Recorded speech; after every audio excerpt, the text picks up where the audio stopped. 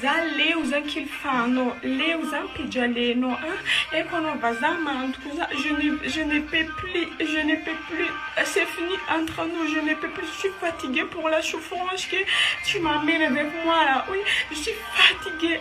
Ok, c'est ça que tu m'as pas gagné dans carte déjà, tu n'as Madagascar, tu m'as dit je vais arrêter écouter, arrêter écouter, c'est du FNLano, à tout le diable, l'aleno, ça pige l'aleno, ça qu'il fano, pour ça, t'es pour carte noti, ça fait tu mille pour, économie de vidéo, la les en Madagascar, la ça fait ça, les pige l'aleno, ça y s'anade, les pour ça, blaza, m'jala, c'est ton épique, je l'ai pas de qu'on va ça, c'est moi, je me suis ça,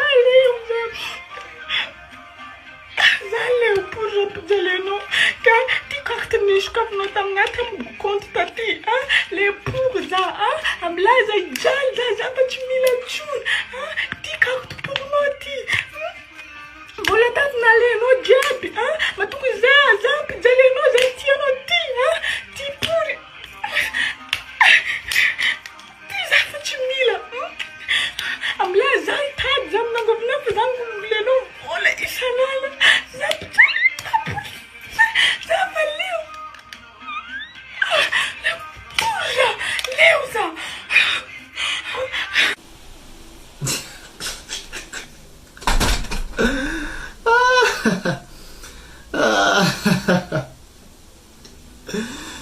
Maro raha hita amin'ny Facebook ato aloha, maro tena maro. Tena mahagaga ny tena mahagaga zany. Aparitanareo Facebook ato mahakasiky problème anareo manahaka anio. Aparitanareo Facebook ato. Nefa le raha misy olo amin'ny Facebook ato tompoko tsy andeha hagnome solution direct zany fa tsy maintsy au contraire an'izay zavatra misy la ohatsy hoe publievanao Facebook ato problème anao. Aloha tazomanao samirery zany le problème fa aza aparitaka amin'ny Facebook ato fa tsy ho zakanao valiny. Lasa anao fahavalo le olo amin'ny Facebook ato ndraiky la ohatsy hoe manahaka an'iny. Ka ani ranabavy ety tsy haiko mahola magnino hola fa signy fa tsy haiko gn'aran'iny. Zany gaga magnenty azy mitomagny isan'andro, isan'analy, isam-bola, isan-tao, tomagny avao Facebook ato.